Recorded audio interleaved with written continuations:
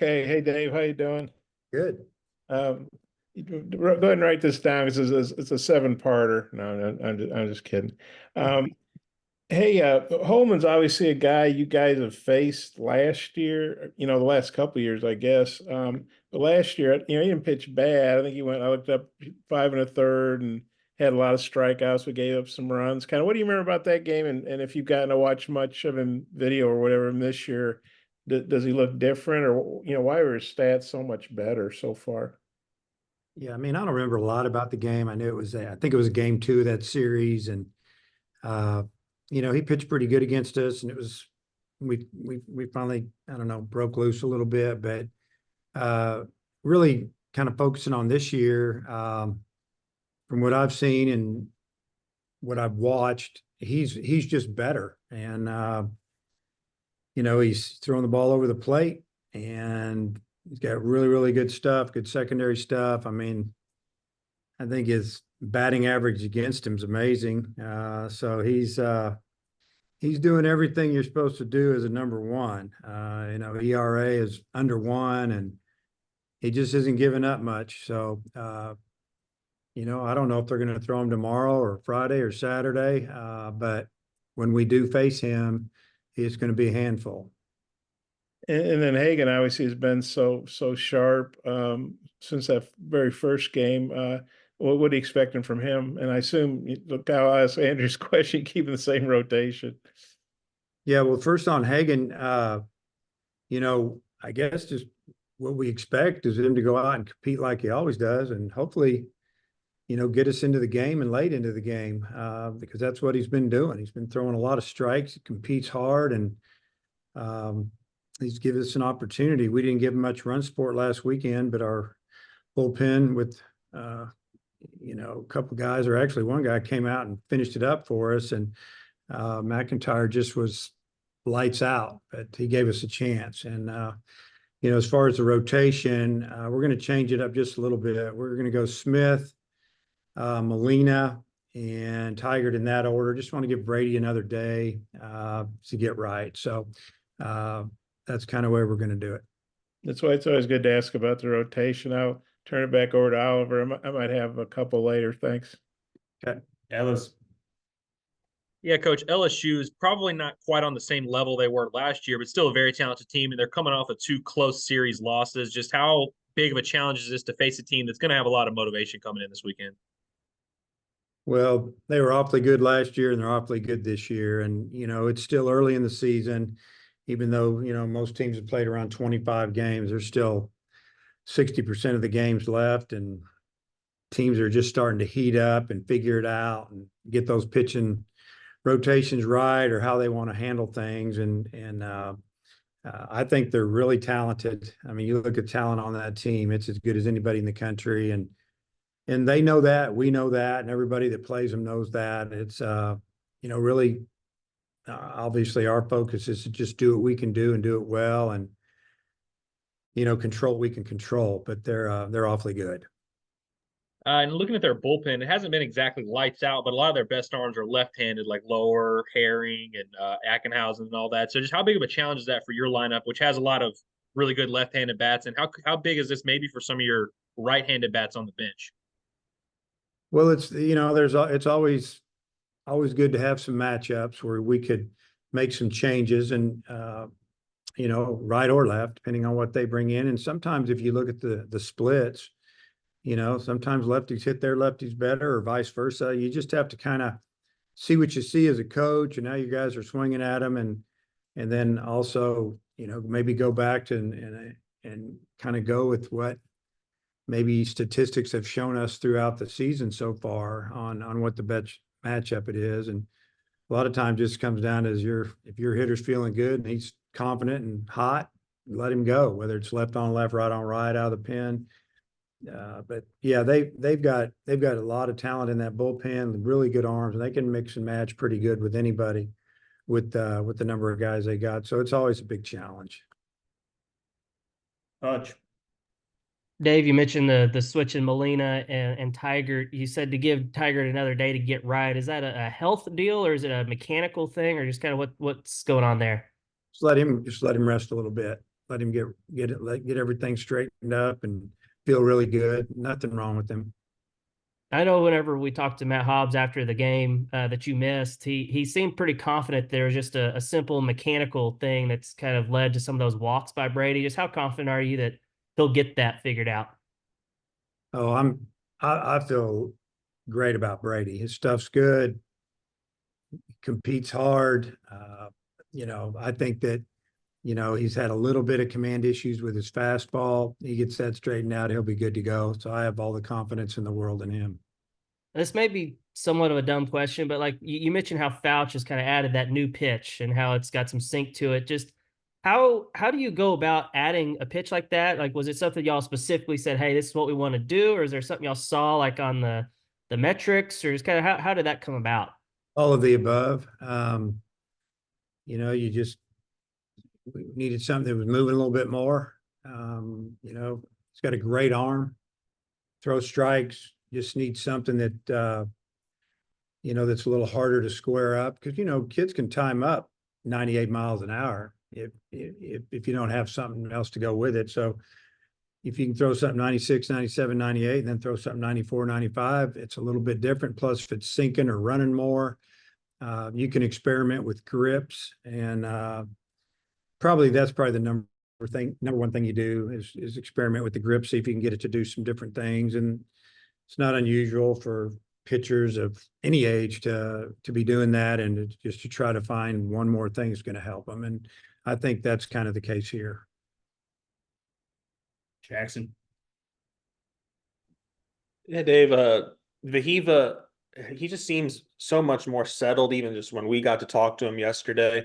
And I know you've mentioned specifically not chasing pitches, getting in better counts, but how much has, confidence made a difference for him and his, recent play? Well, first off, hitting's really hard. It's hard to hit that ball. It's coming in hard, moving, spinning, whatever. So you have to be confident. And, he shows really good bat to ball skills and practice games, scrimmages. Like I said, he was tearing it up when the season started against our pitching, and our pitching obviously is pretty good.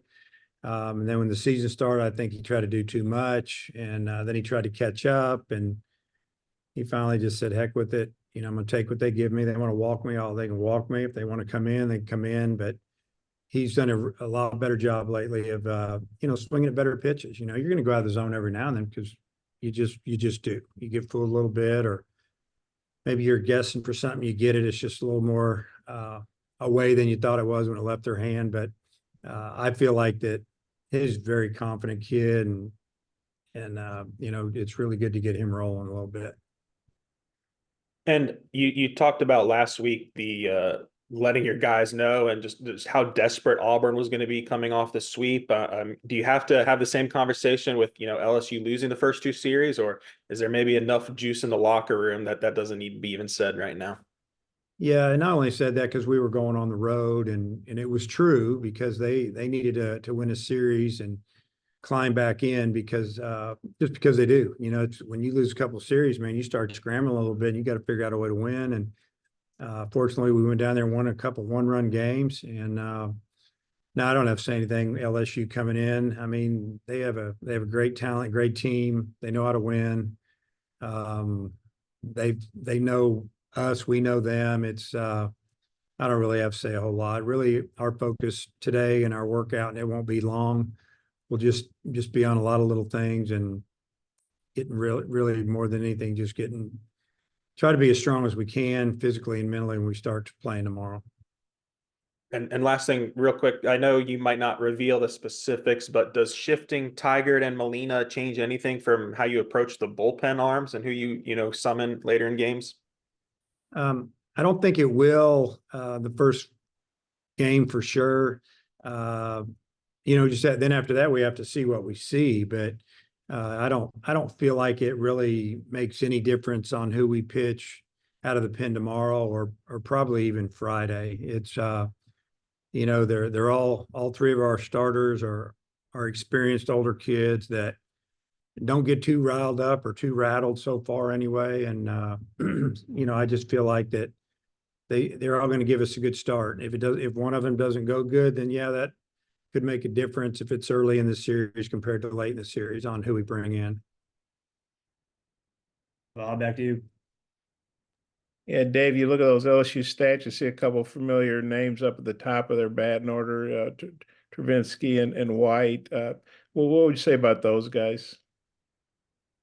Well, they both have tremendous power. They do a great job of driving in runs. You know, you want 27 and one's got 23 RBIs, and you know, it's veterans, it's strength, it's opposite field power, pull power. They can get you hit when they need to. Two strike hitters, they'll fight you. I mean, it's just two really tough bats in the middle of that lineup.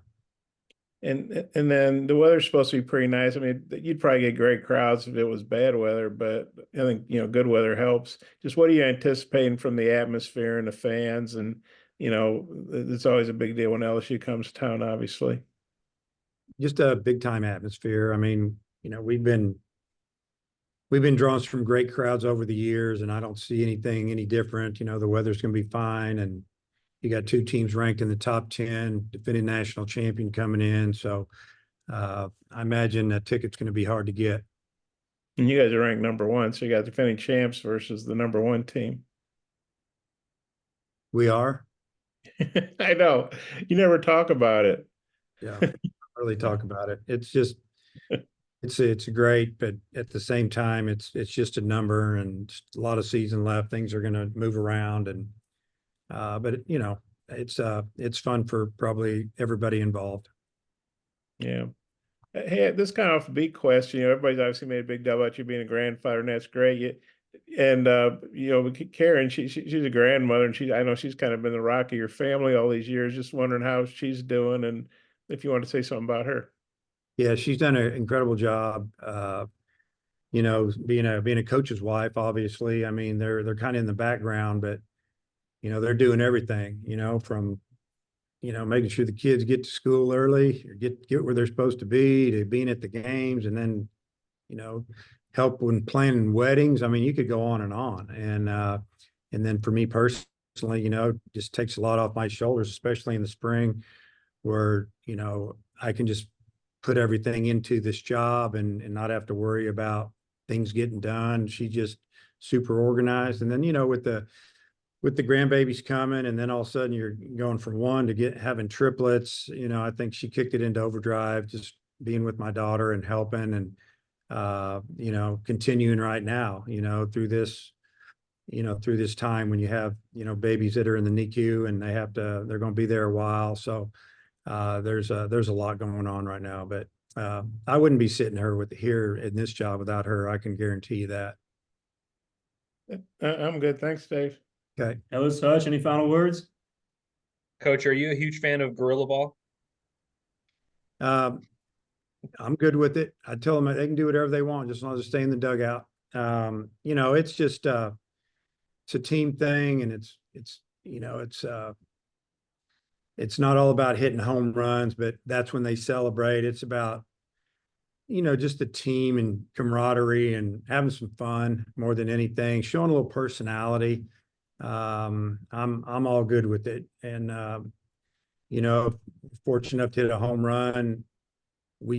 Anything that we do to celebrate about our team, we're not pointing at the other team or trying to stir things up. We're just trying to have a little bit of fun in our dugout, and it's been kind of fun, actually. Have you put the mask on yet? No. Not when anybody could see me, you know. All right, Coach. Appreciate your time. Okay, see you guys.